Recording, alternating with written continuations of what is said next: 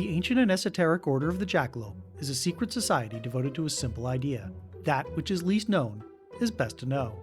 Each episode, one of our initiates finds some strange story or amazing fact to share with you. No topic is off limits, except for the obvious.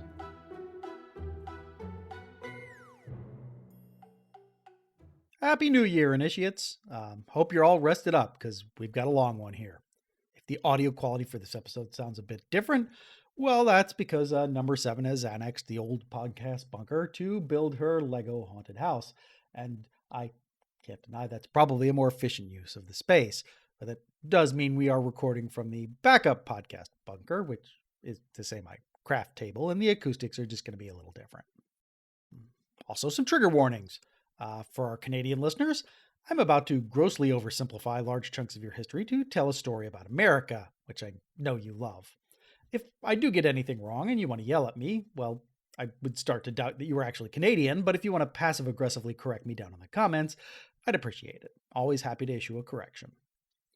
And for our French-Canadian listeners, I'm so very sorry.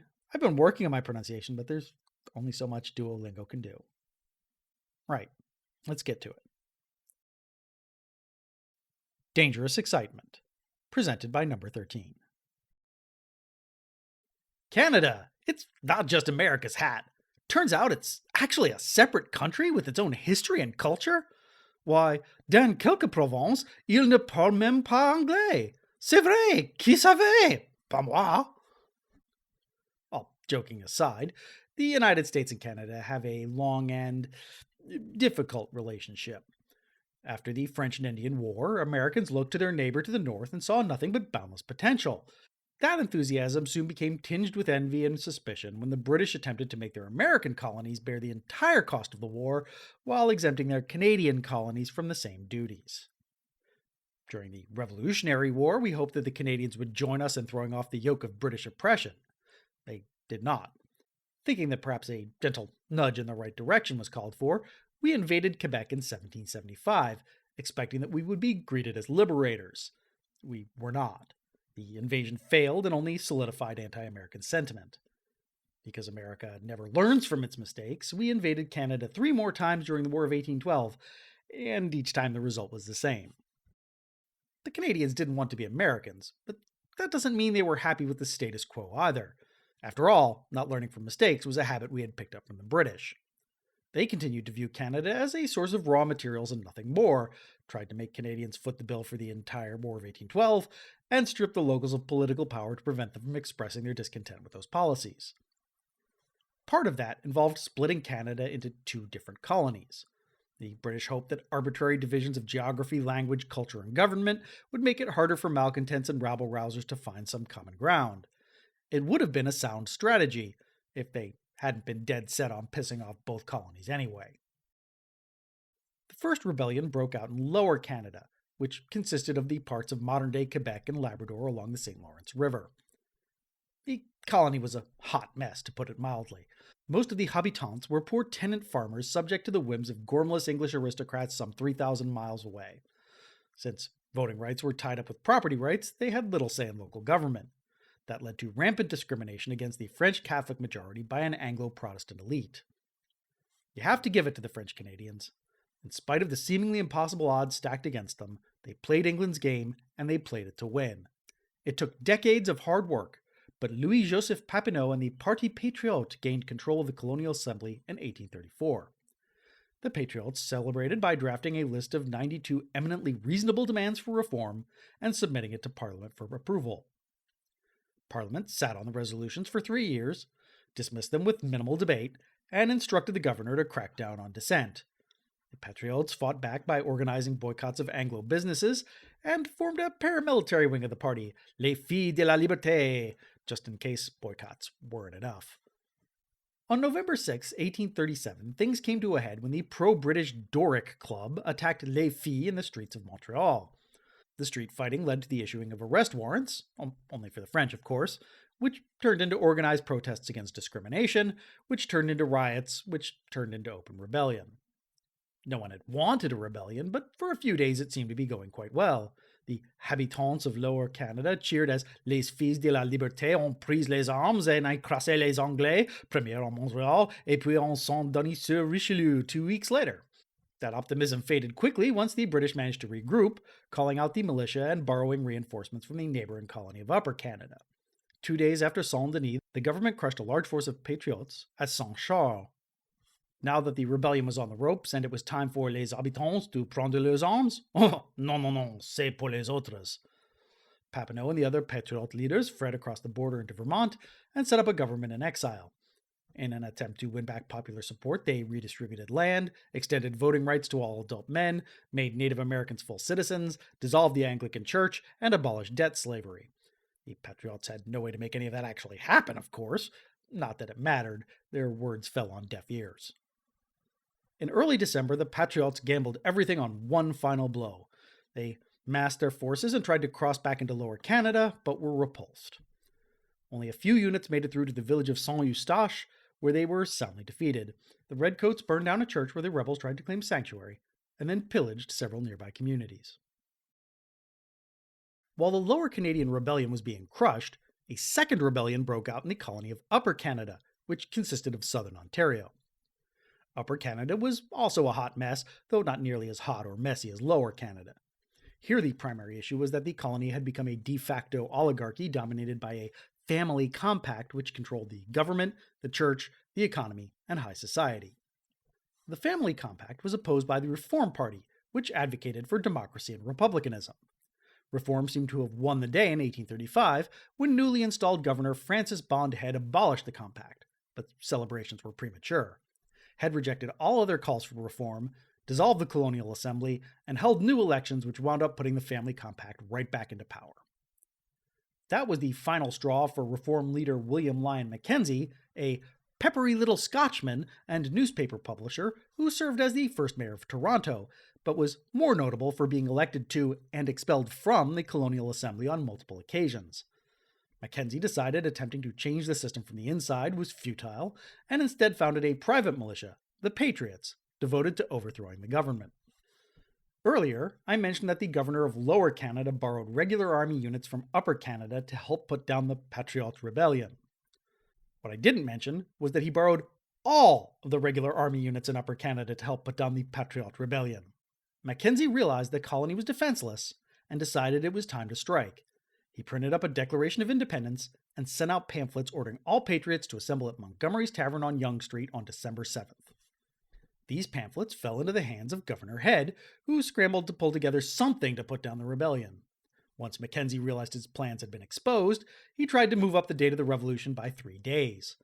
The contradictory and confusing communications meant that only a few patriots showed up at the appointed hour, and those that did were poorly equipped and unprepared. They went ahead with the revolution anyway, in the fervent hopes that the people would be on their side and swell their ranks. After a series of small skirmishes, the Patriots finally made a move against Toronto proper on December 6th. They were promptly repulsed, and it became clear to most of the Patriots that Mackenzie was just making things up as he went along. They began to desert in droves, just as regular army troops began dribbling back from Lower Canada. On December 7th, the government launched a counteroffensive, sending an artillery barrage through the walls of Montgomery's Tavern and following that up with a mass charge. It was a one-sided slaughter, and the Patriots who weren't killed were rounded up and arrested. Mackenzie fled and only made it to safety in New York because the officer chasing him was too busy macking on a local fishwife to make an arrest. Really. The rebel armies had been smashed, the officers hung, and the foot soldiers transported to Van Diemen's Land. That should have been the end of it.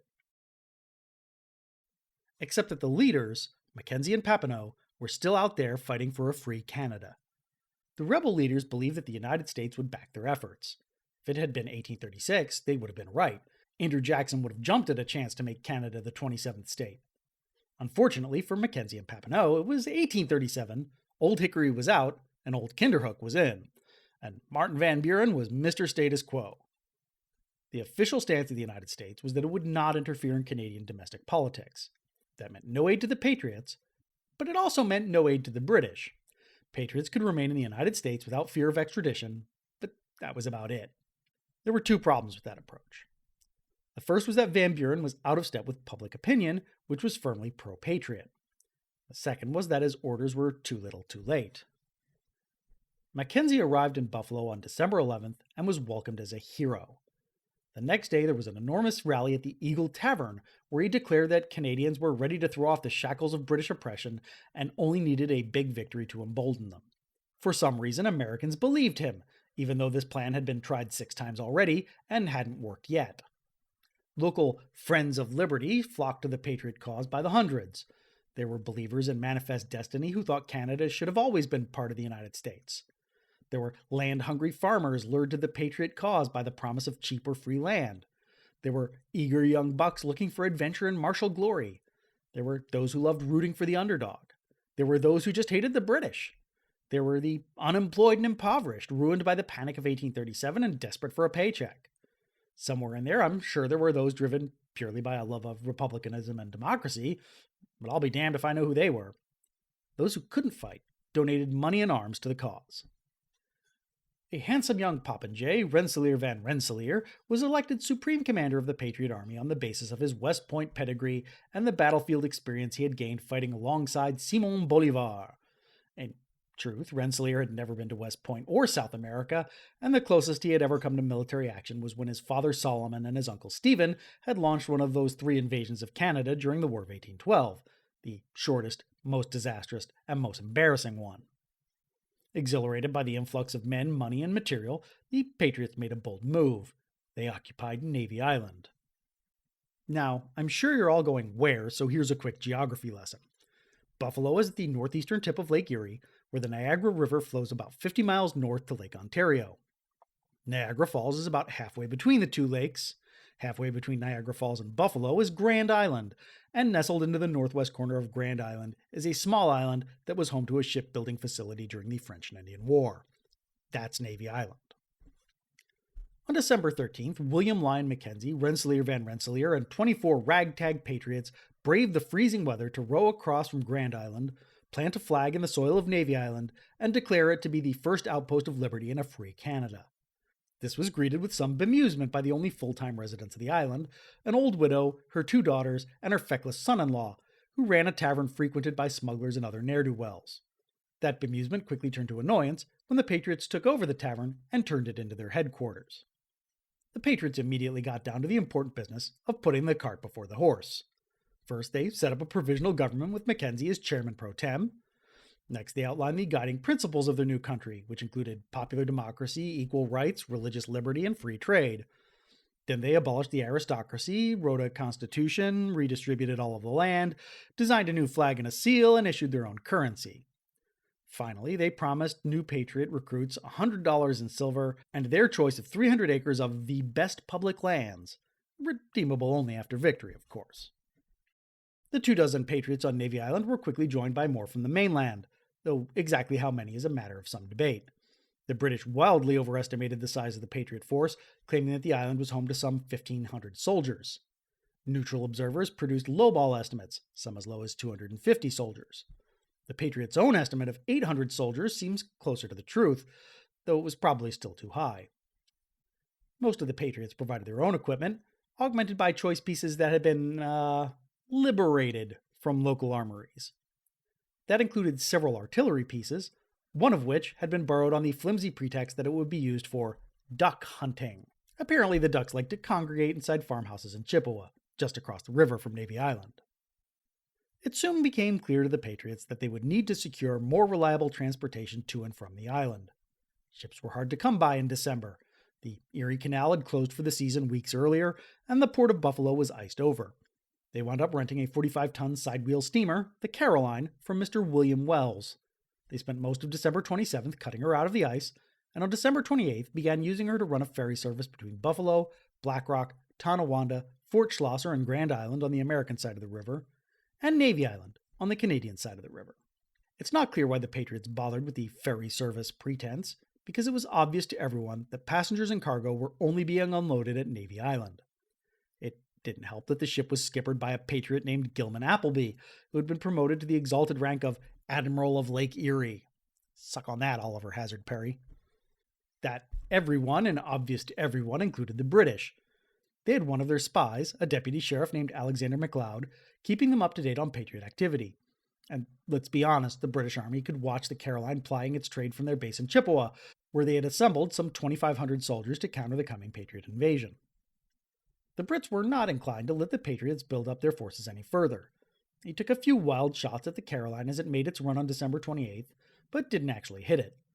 That evening, several drunken militiamen piled into a boat and tried to row to the ship while it was docked at Navy Island, but were quickly spotted by Patriot sentries and had to row back to shore double quick. Well, that wouldn't do.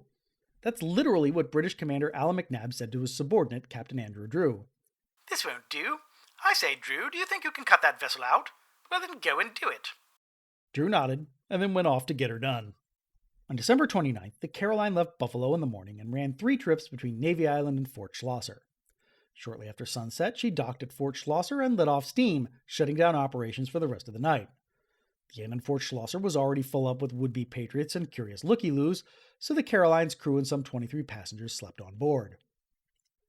As soon as it was dark, Captain Drew and a hand-picked force of 56 men set out across the river in 7 boats. 2 were carried towards Navy Island by the current and came under fire from Patriot sentries, forcing them to turn back. The rest continued across the Niagara towards their target, the Caroline. As they drew close to the vessel, a sentry called out, "Boat ahoy! Boat ahoy! Who comes there?" "A friend." "Give the countersign." "I'll give it to you when we get on board." The Redcoats were on board before the sentry could react. Stunned, he fired his musket at Captain Drew, somehow missed at point-blank range, and took a saber slash for his trouble. The crew and passengers were startled awake by the shot, but before they could figure out what was happening, they were plunged into a whirlwind of flashing blades. The Patriots were quickly pushed off the ship and onto the docks. Drew's original plan had been to take the captured ship across the river to Chippewa, but he soon realized it would take hours to get her back up to steam. Time for Plan B. He unchained the Caroline from her moorings, set her ablaze with the warm coals in the furnace, and towed her into the middle of the river. The Niagara River. The swift current carried the Caroline into the rapids. As it was battered by the rocks, the stern snapped off and sank. The bow kept going, making, in the poetic words of Edwin, Orrin, Tiffany, "A beautiful sight as she ever more swiftly glided, all ablaze, down the rapids, until lost to view as she sank beneath the surface or was carried over the falls into the fathomless gulf below." Drew and his men rowed back to Chippewa, where the troops gave 3 lusty cheers for Queen Victoria. As far as he was concerned, it had been a successful mission. The Caroline had been neutralized, his men had suffered only superficial wounds, most of them from friendly fire, and there had been only one Patriot casualty, a black man who had been watching the fracas from the docks. Back in Fort Schlosser, it was utter chaos. No one had any idea what had just happened, and rumors began to fly. Captain Drew had ordered his men to show no mercy. Several Patriots had been felled by pistol shots, and the cabin boy, Little Billy, had been skewered by a sword right through his heart. The rest of the 30 men on board had been locked in the hold, and their piteous wails could be heard as they went down to a grave that was both watery and fiery. "A double horror of a fate which nothing could avert." As things calmed down, it turned out there were only 2 people who could not be accounted for, because the British had taken them as prisoners. One was an Upper Canadian patriot with an outstanding warrant. The other was an American cabin boy who had been mistaken for an Upper Canadian runaway, and who was released as soon as the British realized their error. There was only one casualty. Not Little Billy, he was entirely fictional. It was Amos Durfee, a stage driver from Buffalo, found lying dead on the docks, his brains blown out by a pistol. It was unclear whom he had been shot by, or even if it was intentional. For all anyone knew, he was an innocent bystander with terrible luck. The Patriots turned him into a martyr anyway. They left his body lying on the dock for hours, then put him on public display at the Eagle Tavern so the public could gawk at the results of British aggression. The funeral, a few days later, was a patriotic spectacle advertised with coffin-shaped posters. It had the intended effect. American volunteers swelled the ranks of the Patriots. News of the so-called Caroline affair made its way to Washington, D.C. on January 4th, 1838, and jolted Martin Van Buren out of his long winter's nap. Who doesn't love hearing that the largest military in the world has flagrantly violated your territorial sovereignty and killed one of your citizens? It wasn't the first time either. The lower Canadian militia had also been jumping across the border to arrest patriots hiding out in Vermont. Van Buren was in a real pickle. He had to do something, but what? If he didn't crack down on the Patriots, the British might go to war with the country. If he did crack down on the Patriots, voters would turn on him. That was assuming it could even crack down on the Patriots in the first place. There were only a few hundred federal troops spread thin across the northern border, and state militias were full of Patriot sympathizers. If the British did invade, there would be no one to put up a meaningful resistance. Fortunately, that very evening Van Buren was having dinner with a close personal friend who also happened to be a one-man army, General Winfield Scott. During dinner, he took old Fuss and Feathers aside and explained that an outrage of the most aggravated character had taken place. Blood has been shed, and you must go with all speed to the Niagara frontier. He gave Scott carte blanche to put an end to the dangerous excitement along the frontier. At the same time, he turned to the diplomats in the hopes that honeyed words would help keep the country out of war. There was the slight problem that the two diplomats who would have to hash this out got along like oil and water. On the American side, there was Secretary of State John S. Forsyth, who treated diplomacy like a formal debate where the goal was to score rhetorical points and not, a way to work out practical solutions to actual problems. On the British side, there was Minister Henry S. Fox, once described as a little shriveled Frenchman, who nobody liked, only had the job because he didn't complain about the humidity in Washington, and once told an angry mob of creditors trying to collect on his gambling debts that he would pay them on Judgment Day. Forsyth came in hot. He called the raid an extraordinary outrage, and while he conceded that American citizens had been involved in a military operation targeting British territory, he affirmed that those citizens had not been acting in any official capacity. He demanded immediate reparations for the loss of American lives and property. All Fox had to do to put an end to the Caroline affair was to ignore Forsyth's provocations, make an insincere apology, and offer a few £100 worth of reparations. He decided to be indignant and defensive instead. He called the raid a police action, no different from hunting pirates on the high seas, and claimed that the British were justified by exigent circumstances. Then, just for fun, he added that the United States was a failed state that couldn't keep its citizens in line. As far as international law was concerned, Britain did have a right to operate on foreign soil if their security was at stake. The United States probably didn't want to push that too far because it was using the same principle to justify military excursions into Native American territory. On the other hand, the exigent circumstances were non-existent. The Patriots were in no hurry to invade Canada because they would be squashed. If the British had been smart, they would have asked for permission to operate on American soil first. Neither Forsyth or Fox would give an inch, though, and the more they talked, the angrier they got. Fox eventually refused to debate Forsyth any further and told the Americans to take it up with his superiors in the Foreign Office. Andrew Stevenson, American ambassador to the Court of St. James, did just that. Unfortunately for him, the Foreign Secretary, Lord Palmerston, was in no rush to settle matters. It was all up to old Fuss and Feathers now. General Scott immediately sent out orders to state militias, ordering them to stop all border traffic in both directions.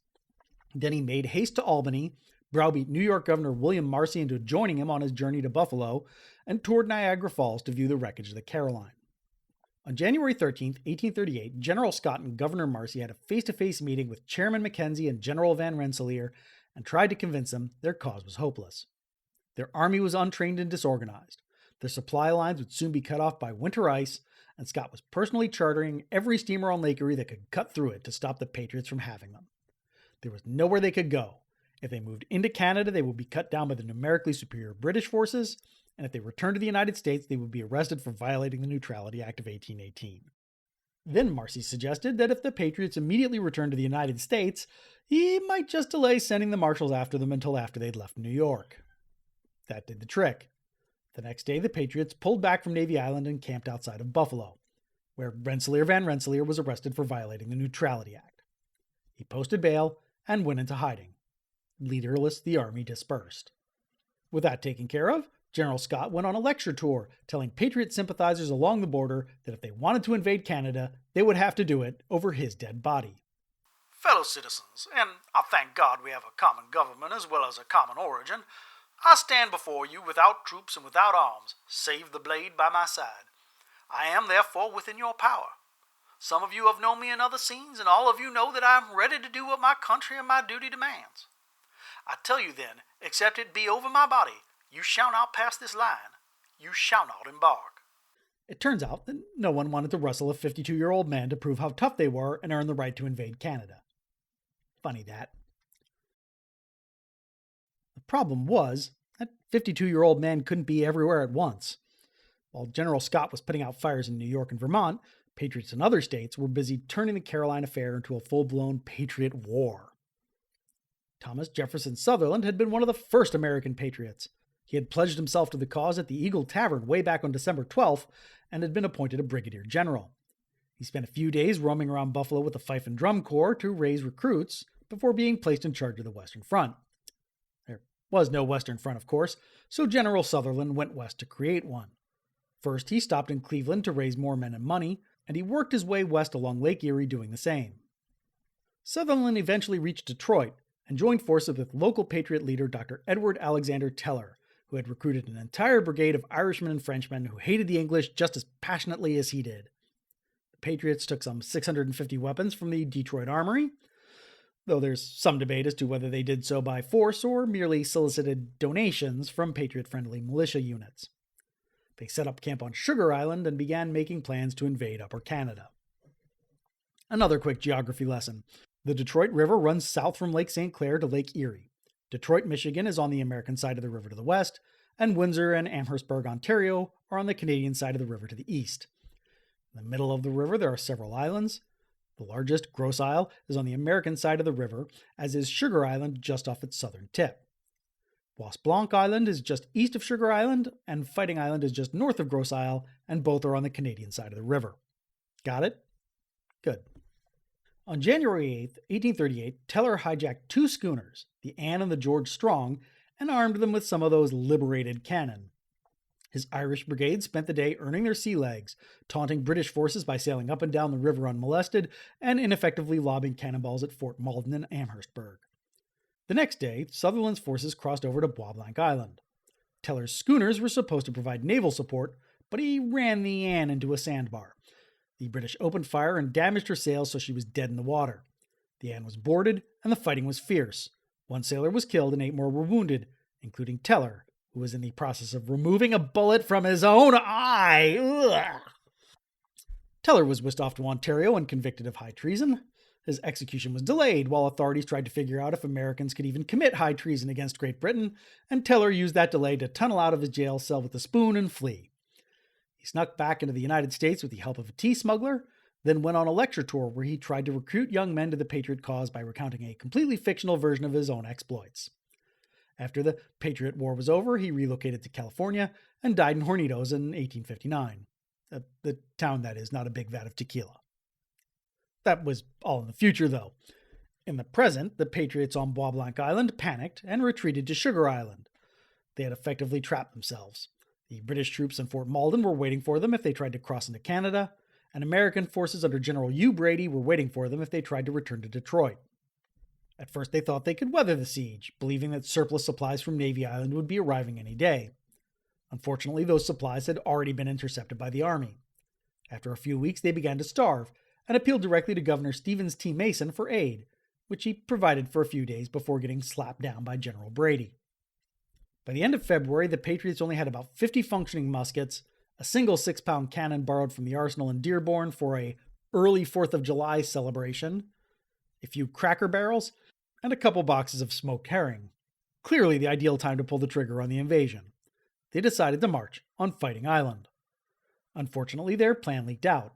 General Brady had his men walk the length of the frozen Detroit River, marking the international border with little red flags on the ice. It was a warning to the British.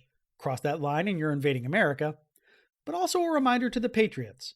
Cross that line and we won't do a damn thing to protect you. On February 25th, the Patriots made their move and were routed by the British before they could even set foot on Canadian soil.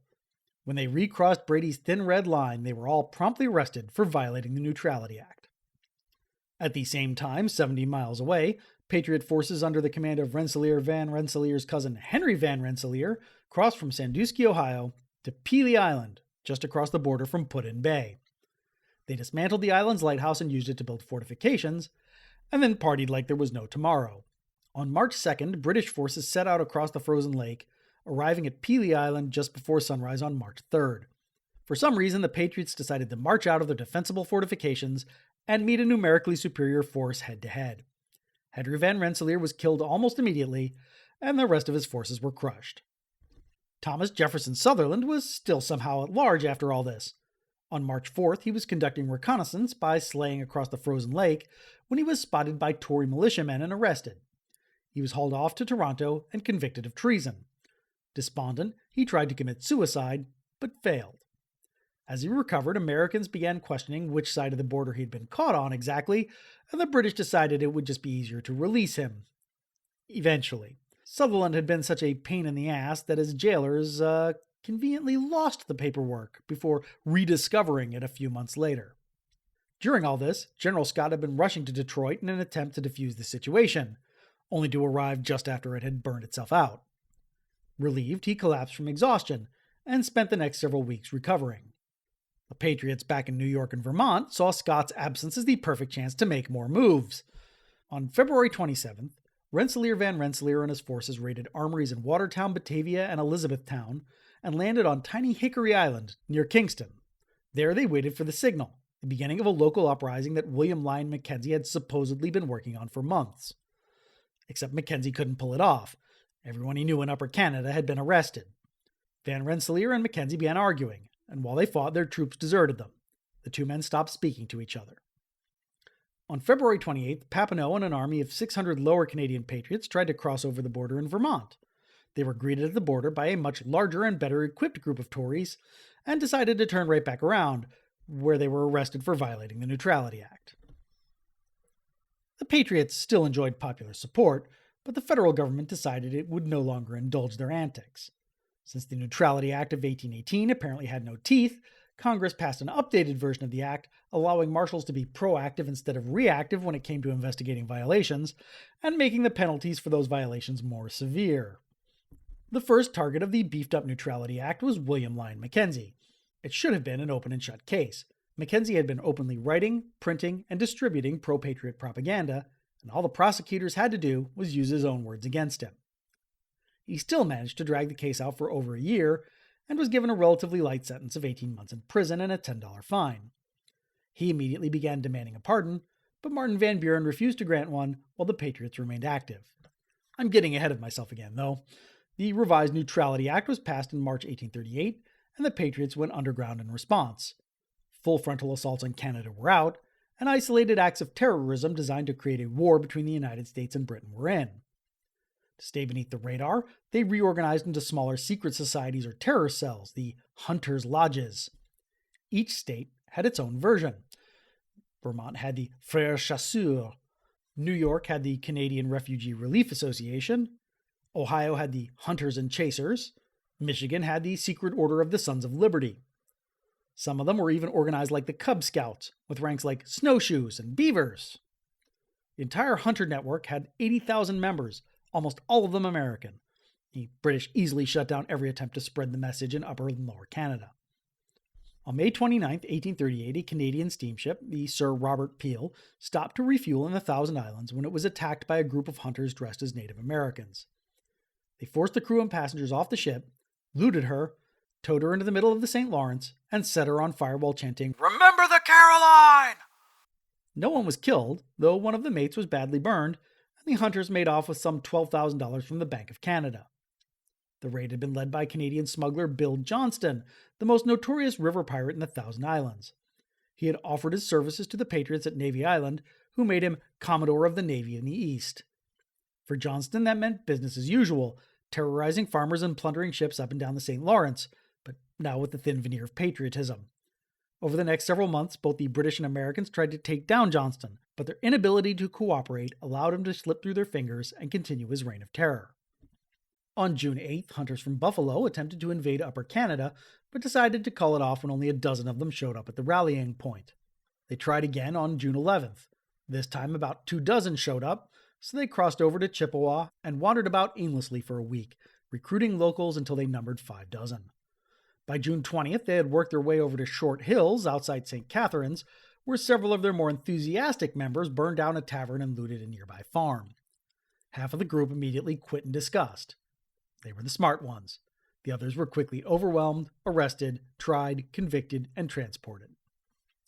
The hunters held a Patriot Congress in Cleveland on September 16th to coordinate their activities.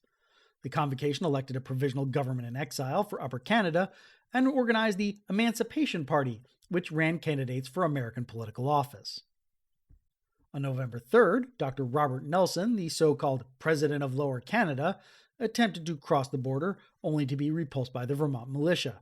He tried again the next day, and the day after that, and every day for a week before finally giving up. On November 11th, John Ward Burge and some 400 men boarded the SS United States near Rochester with the intention of invading Upper Canada. They made their way across Lake Ontario and down the St. Lawrence River, gathering men and arms and seizing 2 schooners, both confusingly named the Charlotte, one from Toronto and the other from Oswego. Then Burge fell ill. He was left behind by his little flotilla, and it fell to his subordinates, Colonel Nils Zoltevsky von Schultz and Commodore Bill Johnston, to handle the invasion of Canada. It was an utter disaster. On November 12th, Johnston immediately ran the Charlotte of Oswego aground on a sandbar. He spent several hours trying to free her, but gave up when the HMS Experiment arrived on the scene and decapitated one of his men with a well-aimed cannonball. The hunters abandoned ship and rowed back to New York, where they were arrested. Johnston was sentenced to a year in prison, escaped by running 40 miles in a single night, and laid low for the next 2 years. He was pardoned by John Tyler, became the keeper of the Rock Island Lighthouse, and died in 1870. Meanwhile, von Schultz docked the Charlotte of Toronto and Prescott, and debated whether he should wait for Johnston to catch up before he started the invasion. His mind was made up for him when the hawser snapped and the Charlotte drifted downriver. She eventually came to rest a mile and a half away near a 6-story windmill, so von Schultz set up camp at several stone houses nearby that seemed defensible. Not escapable, though, as they soon found out when the British Army arrived on the scene. The hunters managed to hold out for 3 days, but on November 16th, reinforcements arrived and the British began firing mortars at them. The hunters had no choice but to try to break through the British lines. 40 of them were killed, 2 more were burned to death trying to hide in a baker's oven, and 140 were arrested. They appealed to Martin Van Buren for aid, and he bluntly refused. Von Schultz was executed, the rest sentenced to transportation. Back in September, one Lucius Varius Bierce had been named Supreme Commander of the Upper Canadian Forces by the Patriot Congress, and he chose this moment to make his move. He assembled his men on the banks of the Detroit River, where a steamboat that was supposed to take them over to Windsor failed to appear. They spent days trying to find a new ship, during which many of the disgruntled hunters deserted. On December 3rd, the hunters hijacked the steamer Champlain, locked the crew below decks, and crossed into Canada. Bierce read a proclamation promising liberation, which was rudely interrupted by the arrival of the local militia. The hunters fought their way to the center of Windsor, where Bierce bellowed, "Let us march to victory or death!" They shot several men and burned down numerous houses. Then regular army troops under the command of Colonel John Prince arrived on the scene. The 2 armies clashed, and both sides retreated. Bierce, who had been leading from the rear, was one of the first to flee back over the border into America and get arrested. The rest of his troops regrouped at Detroit City Hall, where they denounced the Neutrality Act as federal tyranny, damned Martin Van Buren for enforcing it, and were promptly arrested for violating the Neutrality Act. That wasn't the end of it. One of Bierce's men, Howland Hastings, tried to place a hit on Colonel Prince, and then savagely beat Tory Samuel Wilcox on the streets of Detroit. Then, idiot that he was, Hastings crossed over the border and was promptly arrested for assault. He was released when the courts ruled they had no jurisdictions over crimes committed against British citizens in the United States, and then was immediately rearrested because he had been sending death threats to Wilcox from prison. Moron. James Grogan Sr. and James Grogan Jr. were Lower Canadians who had joined Papineau's rebellion, fled to Vermont when it failed, and had their farms confiscated by the British as punishment. On December 30th, 1838, they crossed over into Lower Canada and burned down several farms in retaliation. A few weeks later, they did it again. The Grogans made no attempt to hide their identity, and the British demanded their immediate extradition. Vermont declined on the basis that only the federal government could extradite criminals to other countries, and the federal government declined on the basis that its extradition treaty with Britain had expired. The British threw their hands in the air, sent a militia over the border to try and nab the Grogans, and settled for burning down some farms near Rouse's Point when they couldn't find them. The undisputed king of the hunters was Benjamin Lett. He had been with Patriot armies on Navy Island, Fighting Island, and Pelee Island. He had been with Bill Johnston when he burned the Sir Robert Peel, and fought with Bierce in that final invasion of Canada. To the British, Lett was the bogeyman behind every hunter plot. He could murder British officers in their own home, sabotage canals with impunity, and once masterminded a plot to burn the entire fleet in Kingston. His plan, to rob a bank in Coburg and murder members of the family compact, was only foiled when a co-conspirator decided that he was not a midnight assassin after all and ratted him out. On Good Friday 1840, Lett blew up the Brock Monument in Queenston and coordinated attacks on British ships in American harbors. On July 25th, Lett was captured trying to burn a steamship docked in Oswego, but escaped by jumping from a moving train. He was recaptured on September 6th in Buffalo. Lett spent 4 years in prison and eventually drifted off to Milwaukee, where he died of strychnine poisoning. His murderer is still unknown. Lett's terrorists' buddies tried to carry on without him, but their plan to sabotage the Welland Canal failed without their fearless leader's guidance. By 1840, the hunters' lodges were clearly spent. They were still a nuisance, but no longer capable of engineering anything that might turn into an international incident. That didn't mean the conflict was over, though. Far from it.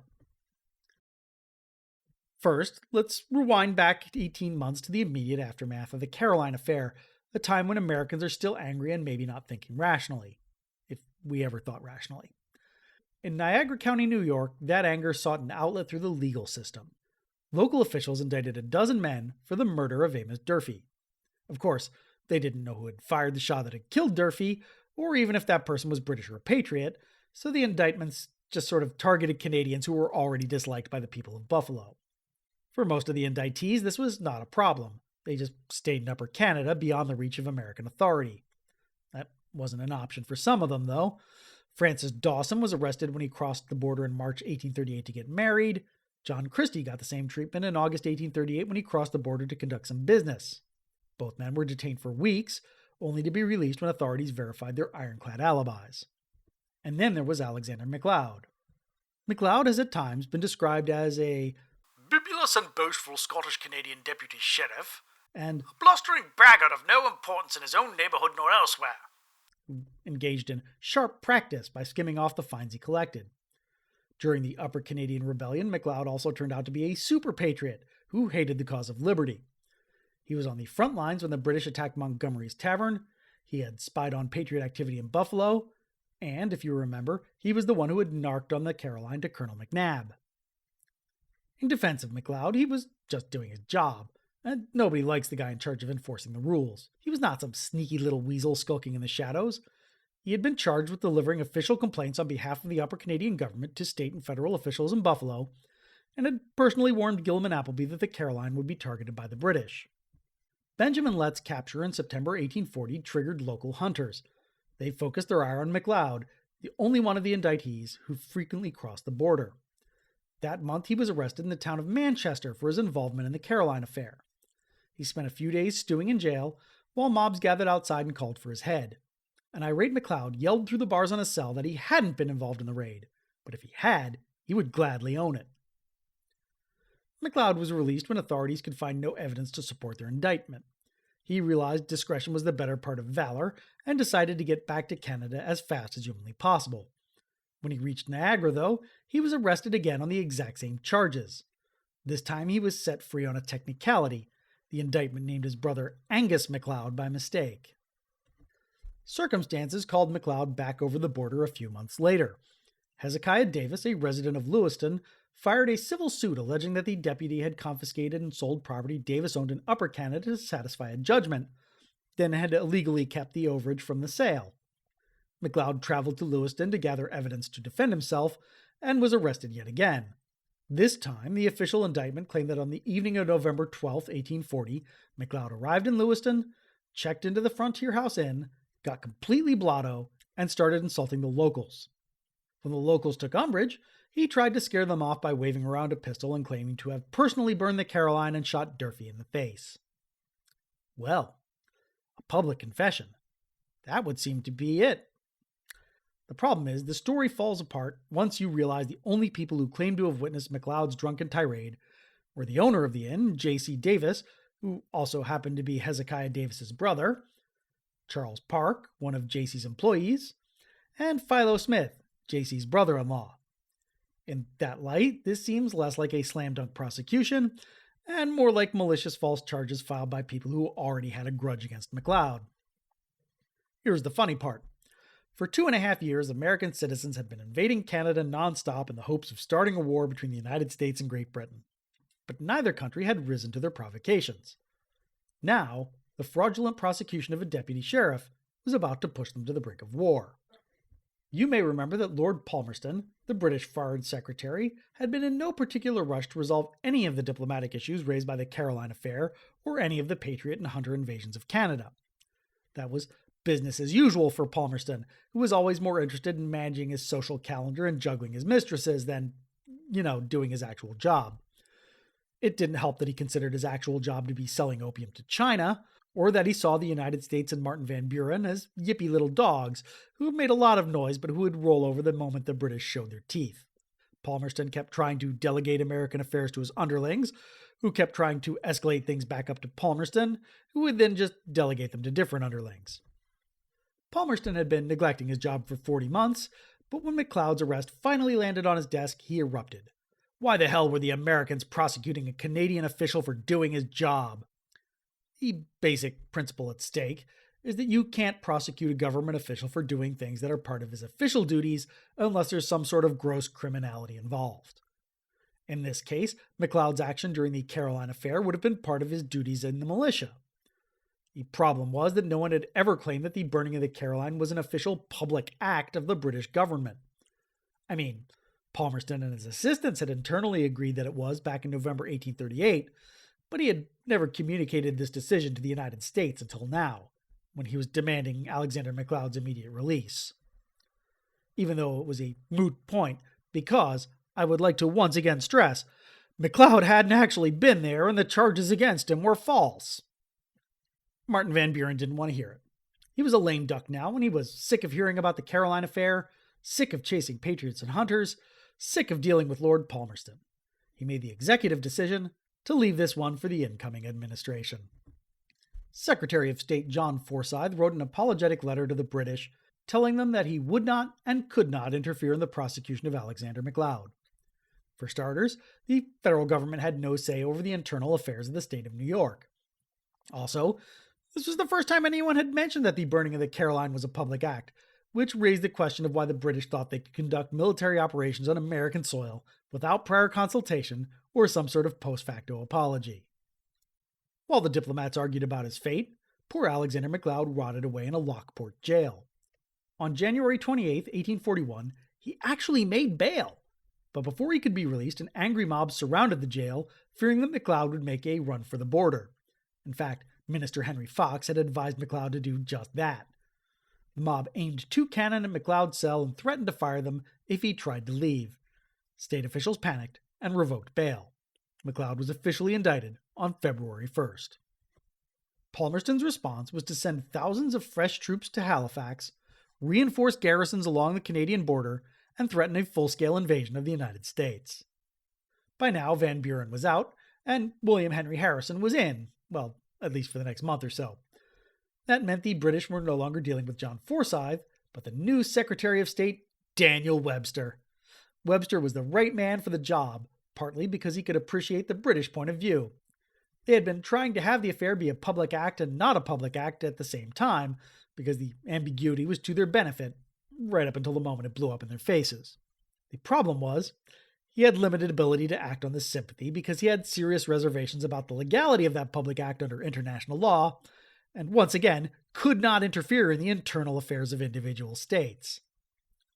What he could do, though, was provide McLeod with the best counsel money could buy and arrange a quid pro quo with the governor of New York to pardon McLeod if the trial ended in a conviction. Assuming the trial ever happened in the first place. It was supposed to start on March 22nd, but a clerical error pushed it all the way back to the fall. In the intervening months, the British formally claimed the burning of the Caroline as a public act and made that the linchpin of McLeod's defense, only to have that line of defense shot down by the New York State Supreme Court, which declared federal habeas corpus claims could not be considered because public acts could not be committed when war had not been officially declared. It was a bizarre decision that ignored the de facto state of war that existed between Britain and the rebels, not to mention that state courts had no jurisdiction over federal habeas claims, but for some reason no one was in a rush to appeal it. Over the summer, McLeod's friends tried to facilitate his escape, smuggling a saw, files, and a chisel into the jail. They were quickly discovered during a routine search of McLeod's cell. In response, hunters formed a lynch mob, which was quickly dispersed by federal marshals when it tried to remove cannon from a nearby arsenal. The British tried to put pressure on the United States by sending a commando unit into Vermont to arrest James W. Grogan Jr. If you need a reminder, Grogan and his father were patriots who had burned some lower Canadian farms in retaliation for the British confiscating their land.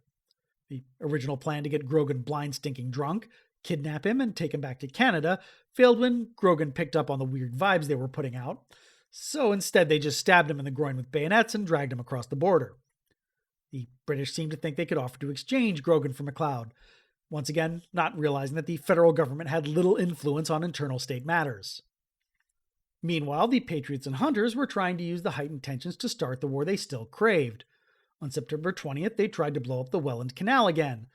On September 22nd, they tried to sink a British naval vessel on Lake Erie. And over the next several weeks, they fired on steamships from both countries with stolen artillery. President John Tyler ordered all Hunters' lodges to disband in an attempt to douse the flames of war.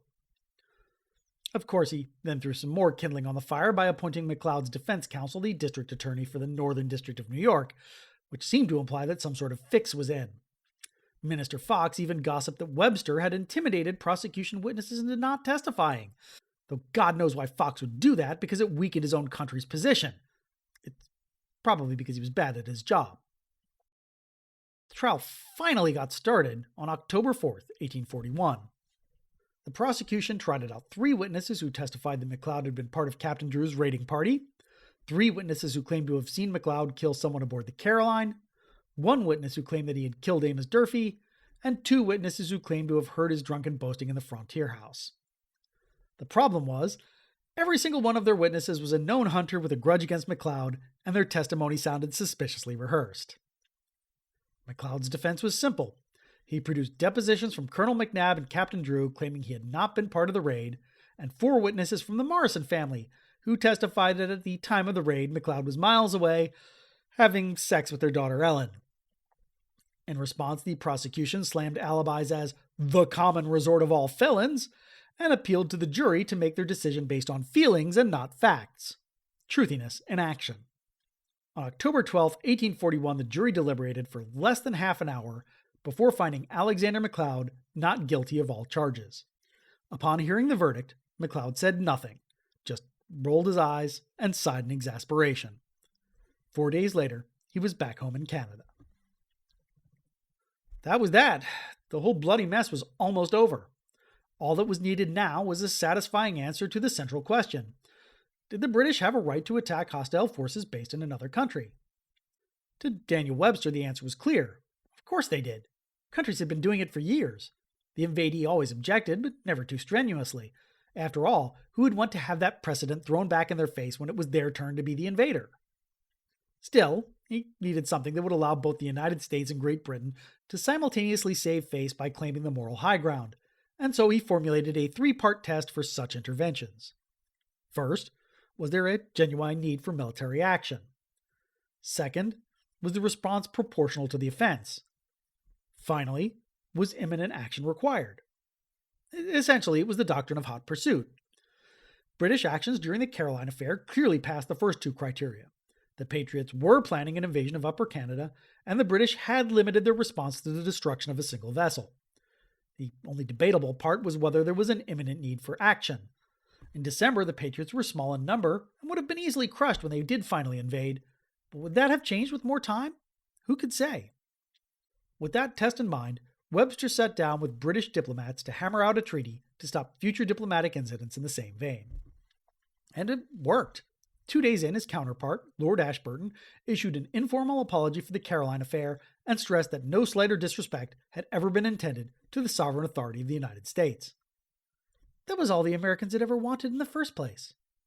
The rest of the treaty negotiations went smoothly. The resulting Webster-Ashburton Treaty of 1842 contained solutions for every other pressing issue of Anglo-American relations, including reestablishing formal extradition procedures between the 2 countries and firming up the shape of the border in Minnesota and Maine. The treaty sailed through the Senate with ease, In August 1842, Congress even passed additional legislation clarifying that foreign nationals arrested for the commission of public acts should be returned to their home country to be prosecuted there. This time, that really was that. It had taken 5 years and 3 presidents, but it was finally over. Some leaders of the Canadian rebellions were executed, others were locked up for years in inhumane Canadian prisons, and many more were transported to Van Diemen's Land. Many of them died there, others escaped by stowing away on American ships, and others were freed in a series of pardons issued between 1842 and 1846. The pardons even included rebel leaders like Papineau and Mackenzie. Papineau returned to Lower Canada in 1845. He served in the Colonial Assembly off and on until 1854, and always remained true to his radical principles. He died in 1871. Mackenzie returned to the country in 1849 and was greeted by angry crowds who burned him in effigy. In 1851, he was re-elected to the Colonial Assembly, where he held his seat for over a decade and took some satisfaction in the fact that reforms he had been agitating for had been adopted in his absence. He died in 1861. The stern of the Caroline remained in the Niagara River for years, visible to passers-by. Her bow was smashed to pieces, but her bowsprit and figurehead were later recovered below the falls near Lewiston. The bowsprit was turned into a hitching post at a local tavern before vanishing sometime in the late 1800s. The figurehead eventually made its way into the collection of the Buffalo History Museum. William Wells, owner of the Caroline, tried to sue the British for recompense. During negotiations for the Webster-Ashburton Treaty, both sides immediately agreed that the ship had violated the terms of neutrality and there would be no compensation for her loss. It was a compromise. In return for America backing down on the issue, Britain would also not seek compensation for their own losses, including the Sir Robert Peel. Alexander McLeod sued the state of New York for false imprisonment, and lost. He was later awarded some compensation for his troubles by the Crown, sued for more, and lost again. For years, Daniel Webster had to dodge rumors that he had personally played for McLeod's defense team, though his enemies were never able to produce evidence to that effect. The principles he formulated to justify the Caroline affair have been enshrined in international law and have been used by the United States to justify its invasions of Iraq, Afghanistan, and practically every country in Central America and the Caribbean. And by the Israelis to justify bombing the Tuatha Nuclear Research Center in Iraq in 1981, and by the Nazis to justify their invasion of Norway in 1940, and by the Japanese to justify their invasion of Manchuria in 1931. Yikes. The United States and Canada were forever more at peace. Well, except when we picked a fight with Canada over the boundaries of the Oregon Territory in 1844. And when we threatened to go to war in 1859 when a pig went rooting around in someone's garden on San Juan Island. And that time we let an angry army of Irishmen invade them in 1866. And again in 1870. And in 1871 too. But forevermore at peace after that. I'll drink a Molson's to that if our Canadian brethren will drink a Genesee to it. No? Fair enough. It's kind of a crap beer. Key sources for this episode include Edwin C. Guillet's The Lives and Times of the Patriots, an account of the rebellion in Upper Canada 1837-1838, and of the Patriot Agitation in the United States 1837 to 1842. Howard Jones's To the Webster-Ashburton Treaty, a study in Anglo-American relations 1783 to 1843. Kenneth R. Stevens' Border Diplomacy, the Caroline and McLeod Affairs in Anglo-American-Canadian Relations 1837 to 1842. Kyle Ward's History in the Making, Orrin Edward Tiffany's The Relations of the United States, the Canadian Rebellion of 1837 to 1838, R. Bruce Taylor's Anxious Moments in Frontier History, and Robert Remini's Daniel Webster, the Man in His Time. Also, a special thanks to number 28 for letting me borrow his copy of John Niven's Martin Van Buren, The Romantic Age of American Politics, and hang on to it for far too long. Connections! At the start of the Lower Canadian Rebellion, a constable named Louis Mallow was sent to arrest several Patriot leaders. Constable Mallow's other claim to fame is that he was probably the father of fake nun Maria Monk's first illegitimate child, from the episode Nuns on the Run. Rensselaer Van Rensselaer falsely claimed to be a graduate of West Point. So did artist James McNeill Whistler from Crepuscule and Blood and Guts. Whistler did actually attend the military academy, but was expelled for disciplinary reasons. Lots of things have gone over Niagara Falls, like Caroline, of course, a decommissioned schooner filled with circus animals, the Jersey jumper Sam Patch, countless daredevils and barrels, homemade submarines and inflatable rubber suits, and professional baseball player Ed Delahanty from Triple Jumper. Much of the action in the Detroit theater of the Patriot War was centered on Fort Malden in the nearby town of Amherstburg, Ontario. If the name sounds familiar to you, that's because Amherstburg was where the white savage Simon Girty spent his declining years. We discussed that in He Whooped to See Them Burn, which to this day is still our most popular episode. Daniel Webster, of course, is sort of our white whale, often mentioned but never actually appearing in any of our stories until now. He's been mentioned in He Whooped to See Them Burn, The War Between the States, and Peacemaker. The United States would later use Webster's principles to justify attacking Confederate commerce raiders docked in neutral ports, which we briefly discussed in our episode on the CSS Shenandoah, the Sea King. Patriots weren't the only ones escaping from penal colonies in Australia. One such escapee, the tattooed Irishman James Francis O'Connell, later made his way to the island of Pohnpei, which we discussed in Liminal Space. That's all for now, initiates. We'll be back in 3 weeks with a new episode we're calling Neither Here Nor There. Until then, Quicquid minime sciant, optime scire. Now, if you'll excuse me, I gotta finish this Molson's and polish off that final season of Letterkenny. This episode was produced by David White for the Ancient and Esoteric Order of the Jackalope, and That's Not Canon Productions. A transcript, list of sources, links, and more can be found on our website, orderofthejackalope.com. That's orderofthejackalope.com with hyphens between the words. Our show is released under a Creative Commons Attribution Non-Commercial Share-alike 4.0 International License. All rights reserved, all wrongs reversed. Our theme song is Drama D by Scott Roosh. Do you have thoughts about this episode? Why not share them on our Discord server? There's a link in the show notes. Or reach out to us on social media. We can be found at Order Jackalope on most platforms. Or just send us an old-fashioned email at jackalope@orderofthejackalope.com. We want you to join our secret society. All you have to do is share your strange story or amazing fact with the world. Visit our website and click Join Us for more information. Until next time, Quicquid minime sciant, optime scire. A That's Not Canon Productions podcast.